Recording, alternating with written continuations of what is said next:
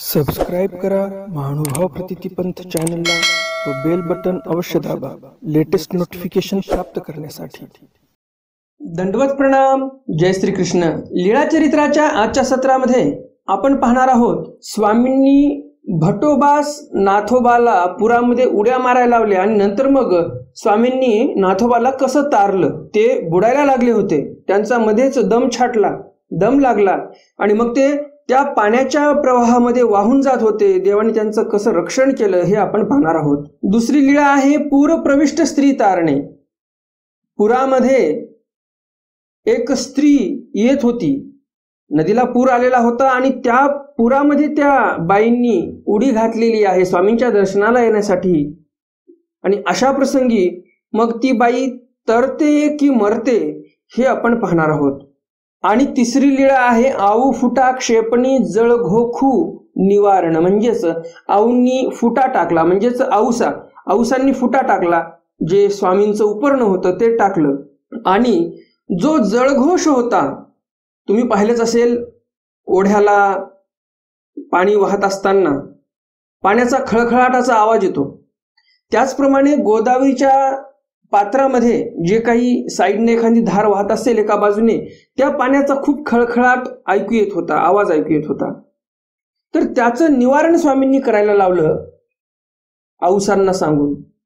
खूप सुंदर लीळा आहे। या लीळेमधून तुम्हाला बरंच काही शिकायला मिळणार आहे आणि म्हणून हा व्हिडिओ शेवटपर्यंत पहा, म्हणजे तुम्हाला नेमकं काय घ्यायचं आहे या चरित्रामधून हे तुम्हाला समजेल, जे तुम्हाला तुमच्या जीवनामध्ये नक्कीच यशस्वी करून दाखवेल। असा काही गुण या चरित्रामध्ये आपल्याला दिसतो, तो मी तुम्हाला सविस्तर सांगणार आहे समजावून। आणि त्यामुळे व्हिडिओ शेवटपर्यंत पहा आणि चरित्राचा पूर्ण आनंद घ्या। आपल्या या सत्राला सुरुवात करण्या अगोदर आजचा तिथीवार जाणून घेऊया आणि नंतर मग आजच्या सत्राला सुरुवात करूया। तर जास्त उशीर न करता चला तर आज काय नवीन ज्ञानार्जन करूया। दंडवत हो। मी ईश्वरदास महानुभाव सर्वांचं स्वागत करतो आपल्या महानुभाव प्रतितीपंथ या यूट्यूब चॅनलमध्ये। जे कोणी नवीन दर्शक या चॅनलवर आले असतील त्यांनी अजून चॅनलला सबस्क्राईब केलं नसेल तर लगेच या चॅनलला सबस्क्राईब करा, बेल बटन दाबा आणि ऑल ऑप्शन सिलेक्ट करा, कारण मी या चॅनलवर दररोज स्वामींचे नवनवीन चरित्र अपलोड करत असतो, ज्यामधून तुम्हाला बरंच काही ज्ञान प्राप्त होत असते। आणि असेच ज्ञानवर्धक व्हिडिओ तुम्हाला आवडत असतील तर हे चॅनल तुमच्यासाठी आहे आणि म्हणूनच सांगत आहे मी की लवकर चॅनल सबस्क्राईब करा, बेल बटन दाबा आणि ऑल ऑप्शन सिलेक्ट करा, म्हणजे भविष्यामध्ये तुमच्याकडून स्वामींचं एकही चरित्र सुटणार नाही। आणि हे सबस्क्रिप्शन पूर्णपणे निशुल्क आहे आणि म्हणून जास्तीत जास्त या संधीचा लाभ घ्या आणि दररोज स्वामींचं चरित्र ऐका। आजचा लीळा क्रमांक आहे लीळा चरित्र उत्तरार्ध, लीळा क्रमांक 96। भटनाथोबा पुरप्रविष्ट मंडळी करक्षणे। भटोबास आणि नाथोबा पुरामध्ये प्रविष्ट झाले आणि पुरामध्ये प्रविष्ट झाल्यानंतर मंडळिकाचं म्हणजेच नाथोबांचं स्वामींनी रक्षण केलं।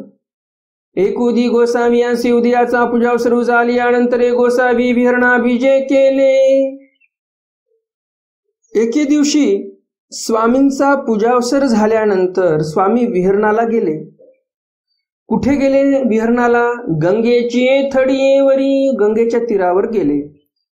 भांडे भेदना सरिया उभे राहिले। भांडे भेदनचं जे स्थान आहे त्याच्या सरिया म्हणजे सरळ रेषेमध्ये देव उभे राहिले। दोही पात्रा सरिसी गंगा जात असे, दुथडी भरून गंगा वाहत होती। सर्वज्ञ म्हणितले हांगा वानरिया मंडळिका तुम्ही एवढा पुरी पैलाडी जाल गा। स्वामी भटोबासांना आणि नाथोबांना म्हणतात, एवढ्या पुरामध्ये, एवढा जो पूर आलेला आहे, गंगा दोन्ही थडिया भरून वाहत आहे, एवढ्या पुरामध्ये तुम्ही या गंगेच्या पैलाडी जाल का, म्हणजे तुम्ही पोहत पोहत ही गंगा पार करणार का? यावर भक्तजन म्हणजेच मंडळीक आणि भट्टोबास जी जी असं म्हणतात. आम्ही जाऊ. सर्वज्ञ म्हणितले तरी रिगा. स्वामी म्हणतात असं आहे का, मग मारा उड्या लगेच.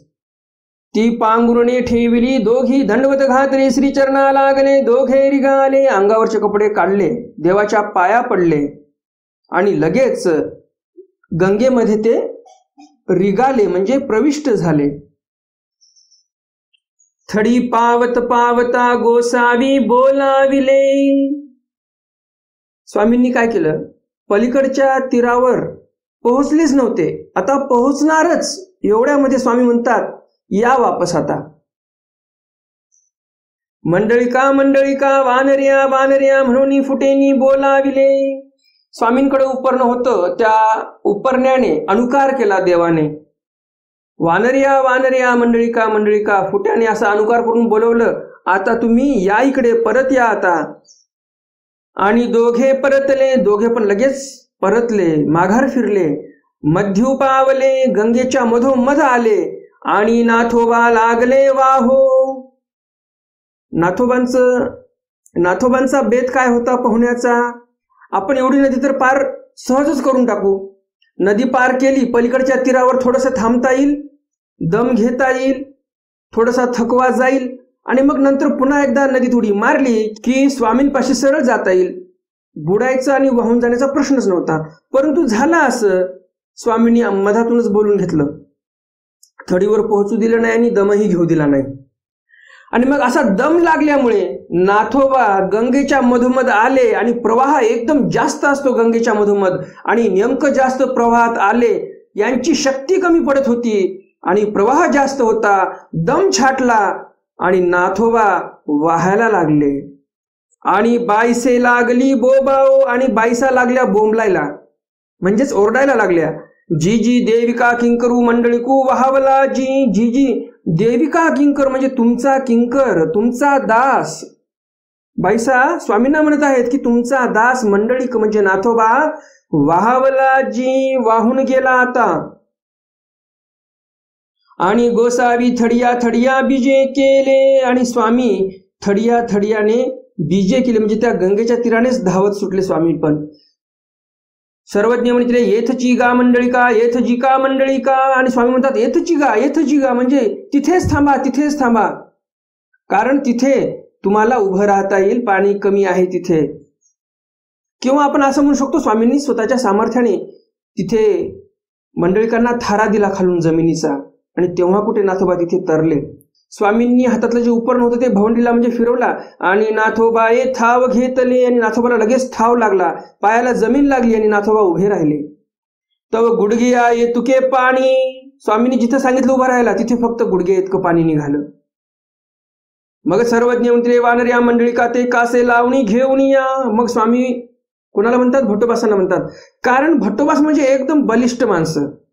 आणि म्हणून स्वामी वानर्याला म्हणजेच भट्टोबासांना काय म्हणतात की नाथोबाला कासे लावून घेऊन या, म्हणजेच त्यांच्या कमरेला धरून व्यवस्थित त्यांना सुरक्षित आमच्यापाशी आणा. भट्टोबास गेले कासे लावणी घेऊन आले. भट्टोबास गेले आणि त्यांच्या कमरेला धरून घेऊन आले. मग दोघे गोसावियांच्या श्रीचरणा लागले. भट्टोबासांनी नाथोबांना सुरक्षित स्वामींपाशी पोहोचती केलं. दोघे पण स्वामींच्या पाया पडतात. मग सर्वज्ञ मित्रे काय गा मंडळिका भागले ती. स्वामी म्हणतात मंडळिका खूप भागलात का तुम्ही, खूप श्रमलात का. ऐसे गोसावी संबोखिले, असं त्यांचं संबोखन स्वामी इथे करतात. इथे नाथोबांचा दुसरा जन्म स्वीकारात पडलेला आहे. लक्ष असू द्या, पहिला जन्म कुठे स्वीकारात पडला, ज्यावेळेस जोगेश्वरी येथे नाथोबा गौऱ्या आणायला गेले होते आणि त्या गौऱ्यांमध्ये पद्मिनी होती, म्हणजेच पद्मिनी जातीची नागिन होती, आणि त्या नागिनीने दंश केला असता तर ते तिथे मेले असते, आणि तिथे एक जन्म स्वीकारात पडलेला आहे. आणि इथे या पुरामध्ये मरत होते, हा दुसरा जन्म स्वीकारात पडला.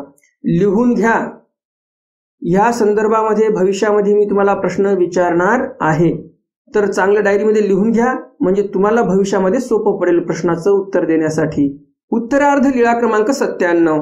पूर प्रविष्ट स्त्री तारणे. पुरामध्ये प्रविष्ट केलेली जी स्त्री होती तिला तारलं. कुणी तारलं ते समोर स्वामी सविस्तर सांगतात. तुम्ही फक्त व्हिडिओ शेवटपर्यंत पहा. देगावीची बाई अखंड पिंपळू शिंपावयाई. देगावची बाई अखंड त्या नदीच्या तीरावर एक पिंपळाचं झाड होतं आणि त्या पिंपळाच्या झाडाला पाणी टाकायला यायची. एकदम थडीवर पण नव्हतं, कारण थडीवर असतं तर पाणी देण्याची काय आवश्यकता, थोडंसं वरच्या भागाला असेल आणि तिथे मग ती बाई दररोज पाणी टाकायला यायची. ते अखंड गोसाविया ते देखे. ती नेहमी स्वामींना पाहायची. नदीच्या पलीकडे स्वामी बसलेले आहेत शिन्नस्थळीच्या ठिकाणी. तुम्ही जर डोमेग्रामचे स्थान नमस केले असतील शिन्नस्थळीकडचे, तर शिन्नस्थळीच्या ठिकाणावरून नदीच्या पलीकडे देगाव दिसते आणि तिथे पण आपलं एक स्थान आहे. तर त्या गावची ही बाई होती. तिला स्वामी दररोज दिसायचे तिथे बसलेले. मग एको दिसी गोसावी असे शिन्नस्थळीवरी आसन असे. ते बाईल पिंपळू शिंपावया आली तव गोसाविया ते देखिले. एके दिवशी असंच स्वामी शिन्नस्थळीवर बसलेले होते. ती बाईल पिंपळ शिंपवण्यासाठी आली आणि तिने स्वामींना पाहिलं आणि तांबिया गंगेसी सांडला. तांब्या गंगेमध्ये टाकून दिला आणि गंगे अंतू घातले आणि तिने गंगेमध्ये सरळ उडी मारली. ती गंगे अंतू येवो लागली. गंगेमधून यायला लागली ती बाई. अवघा लोकू थडीचा होता तो बोबावो लागला. जे थडीवर लोक जमलेली होती ते सर्व ओरडायला लागलेले आहेत, बोंबलायला लागलेले आहेत. बाईल पुरे गेली म्हणून एक तयाच्या संबंधिया सांगो गेले. ते लोक लागले ओरडायला. त्यापैकी एक जण घरी गेला आणि सांगितलं की तुमची बाई पाण्यामध्ये पडली आणि आता वाहून जाईल कदाचित. तो बाईसी म्हणितले हा बाबा हे बाईल कैसी बुडेना. बाईसांनी पाहिलं ती बाई तर अद्धर पाण्यावरून येत आहे आणि बाईसा म्हणतात बाबा ही बाई पाण्यात का बरं बुडत नाही. सर्वज्ञ म्हणितले. स्वामी म्हणतात बाई हे येथीच्या दर्शनाची चाडा येती असेल तरी ती येते नेणो कोणची तारील. स्वामी म्हणतात बाई ही जी बाई येत आहे देगावची आमच्या दर्शनासाठी, ही आमच्या दर्शनाच्या चाडाने जर येत असेल, काय वाक्य आहे, दर्शनाच्या चाडा येती असेल म्हणजेच ही जर आमच्या दर्शनासाठी येत असेल तरी ती येते नेणो कोणची तारील. तर या बाईला माहित नाही कोण तारील. म्हणजेच काय तर देवाच्या ज्या काही 81,10,10,000 ओळखण्या आहेत त्या ओळखण्यापैकी कोणती एक ओळखणी हिला तारून नेईल. मग ती आली स्वामींपाशी. स्वामींना दंडवत घातले. श्रीचरणा लागली, पायाही पडली. तो मागीला कडवणी तयाचे धीर भावे आले. तिचा धीर आला आणि भाऊ पण आला. तया आश्चर्य झाले. त्यांना आश्चर्य झालं की ही बाई एवढी नदी पार करून कशी आली. तिचे नातेवाईक परेशान होऊन गेले. तया आश्चर्य झाले, आश्चर्यचकित झाले ते. ती गोसाव्यासी दंडवत घातली. श्रीचरणा लागले. मग ती निघाली. त्या माणसांनी पण स्वामींना साष्टांग दंडवत घातले, पाया पडले. मग त्या बाईंनी पण साष्टांग दंडवत घातले, पाया पडले आणि मग ते निघाले. मग सर्वज्ञ म्हणितले. स्वामी म्हणतात यासी सांगडी बांधा. हिला चांगलं सुरक्षित न्या. सांगडी बांधा म्हणजेच काय, ही बुडणार नाही अशी व्यवस्था करा. भोपळे असतील, दुधी भोपळे वाळलेले, त्याने माणूस बुडत नाही, तर तसं काहीतरी नियोजन लावा तुम्ही. तिच्या कमरेला काही भोपळे वगैरे बांधा वाळलेले, म्हणजे बुडणार नाही पाण्यामध्ये. कासे लावा आणि भोपळे बांधूनही एकदम सोडून देऊ नका. तिच्या कासे लावा म्हणजे काय तर जसं भटोबासांनी नाथोबाला कमरेला धरून आणलेलं आहे, जे काही कडदोरा असेल वगैरे त्याला धरून आणलेलं आहे, तसंच या बाईच्याही कमरेला धरा. म्हणजेच तिने जे काही लुगडं वगैरे नेसलं असेल तर तिच्या कमरेला धरून नदी पार करून घ्या. तिला असं मोकळं सोडू नका. जी जी ये आली तैसीची कान वचावी. मग ते नातेवाईक म्हणतात जी ती जशी आता पाण्यावरून आली न बुडता, तर मग अशीच का बरं परत जाणार नाही. सर्वज्ञ म्हणितले. स्वामी म्हणतात येथ ऐसे येवो ये तैसे जाओ नये. स्वामी म्हणतात इथे असं येता येते, पाण्यात न बुडता ती बाई आली तसं येता येते आमच्यापाशी येत असताना, परंतु जाऊ नये म्हणजे जाताना तसं नाही होणार.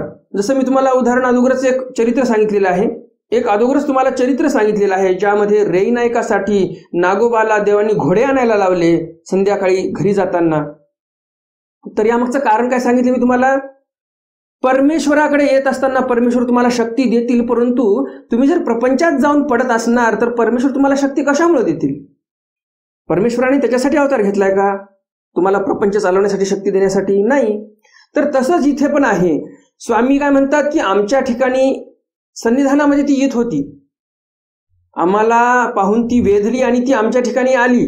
आमचं दर्शन घेण्यासाठी आम्ही तिला तारलं, कारण ती परमेश्वराकडे येत होती. आम्ही सृष्टीची निर्मितीच केलेली आहे जीवाचा उद्धार करण्यासाठी, हे जीव माझ्याकडे येण्यासाठी. तर हा जीव माझ्याकडे येत होता, तर मी तिला तारणार नाही तर काय, असं स्वामी म्हणतात. आता ही प्रपंचामध्ये जात आहे, तर आता मग आम्ही तिला कशाला तारणार? तुम्ही प्रापंचिक लोक, तुम्ही तुमचं बघून घ्या.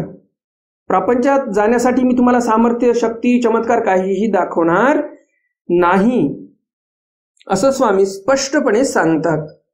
मग तैसे तया ते घेऊन गेले. स्वामींनी ज्याप्रमाणे सांगितलं त्याप्रमाणे तिचे नातेवाईक जे होते त्या बाईचे, ते घेऊन जातात त्या बाईला.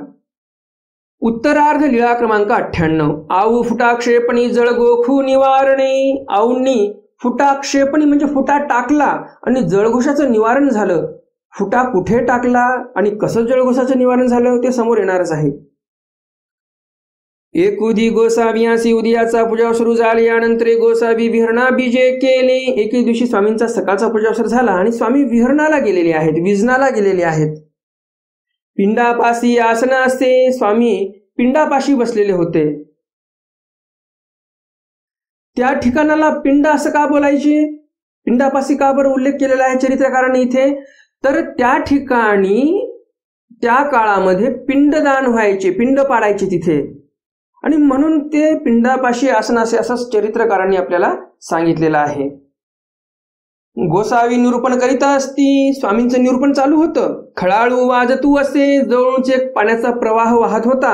त्या नदीमधलाच एक बाजूने चालत होता प्रवाह आणि त्याच्यातून खूप आवाज येत होता.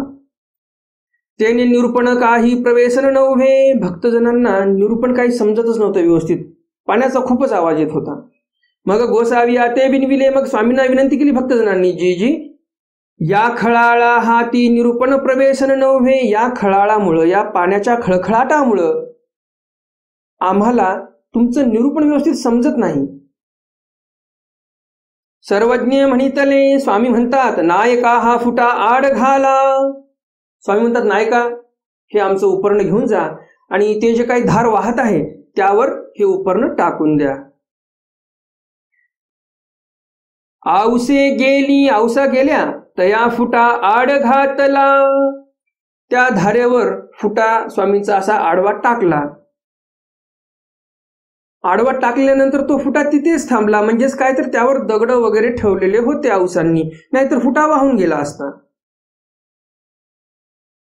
आणि वाजतू होता तो राहिला. आणि जे आवाज येत होता, जे खळखळ खळखळ आवाज येत होता, तो राहिला म्हणजे थांबला आवाज. निरूपणावसान झाले. स्वामींचं निरूपण संपलं. भक्तजनांना व्यवस्थित निरूपण समजलं पण. आणि सर्वज्ञ म्हणितले. स्वामी म्हणतात, नायका जा तो फुटा घेऊन या. नायका जा आणि तो फुटा घेऊन या. औसे गेली. औसा गेल्या.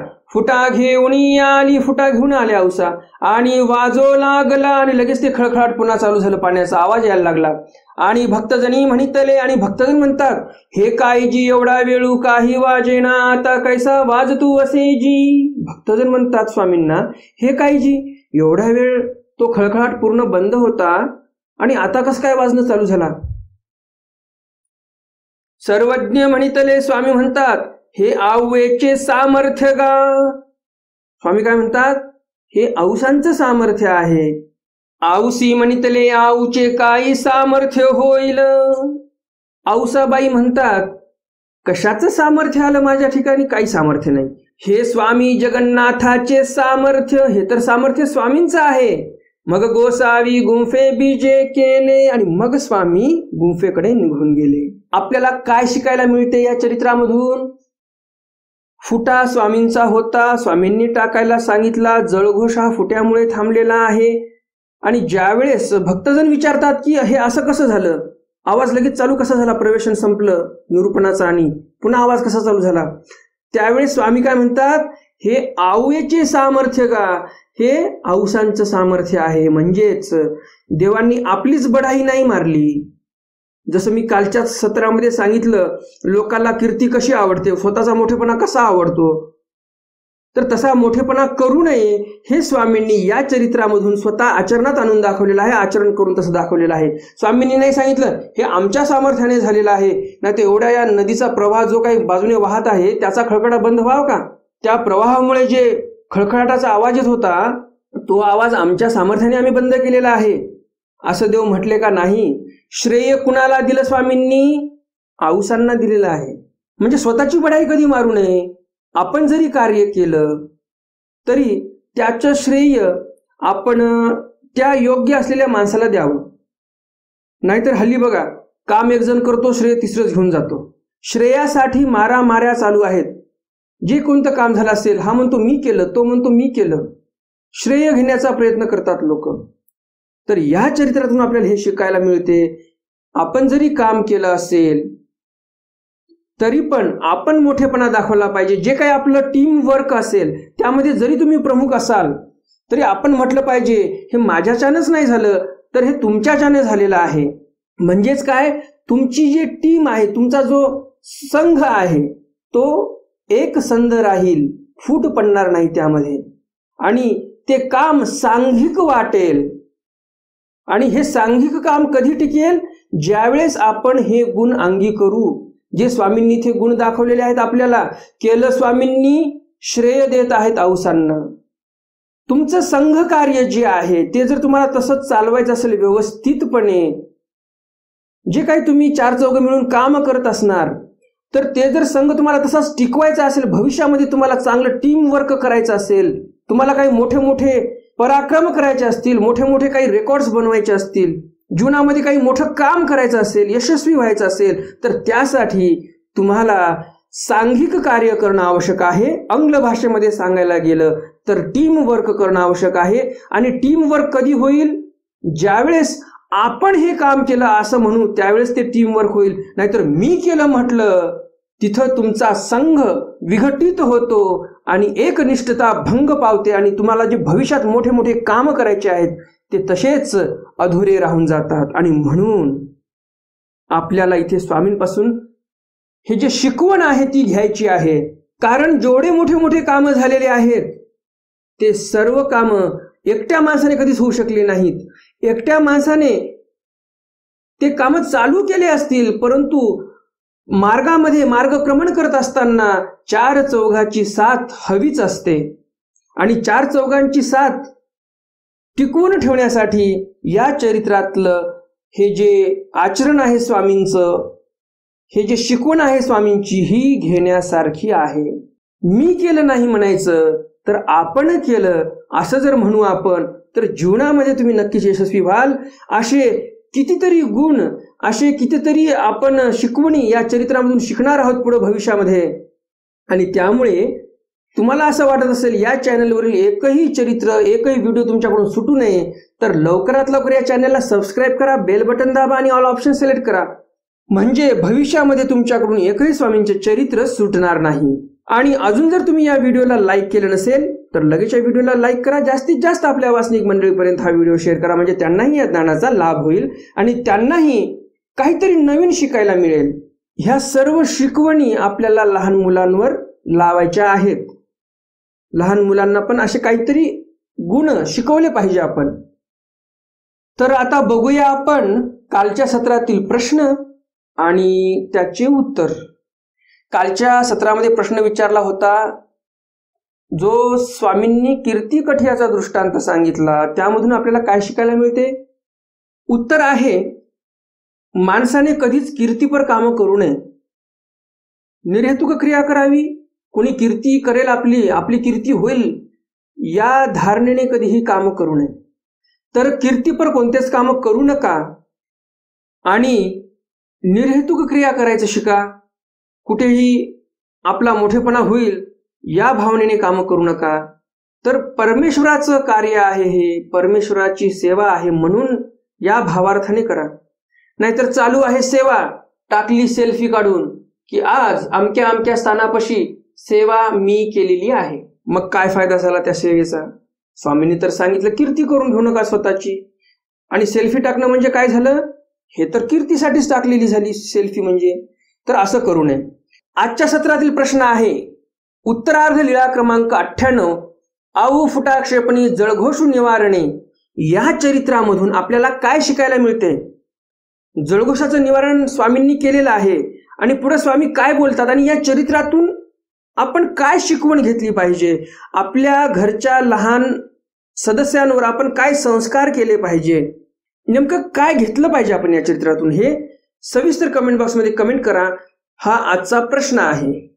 तर भेटूया उद्याच्या सत्रामध्ये स्वामींच्या काही नवीन चरित्रासह, ज्यामध्ये आऊ पिंड उपहार स्वीकारू हे चरित्र आपण उद्या पाहणार आहोत. देवद्रोणी देवता पूजा स्वीकारू हेही चरित्र आपण उद्याच्या सत्रामध्ये पाहणार आहोत. तर भेटूया उद्याच्या सत्रामध्ये स्वामींच्या काही नवीन चरित्रासह. तोपर्यंत दंडवत प्रणाम. जय श्रीकृष्ण. दंड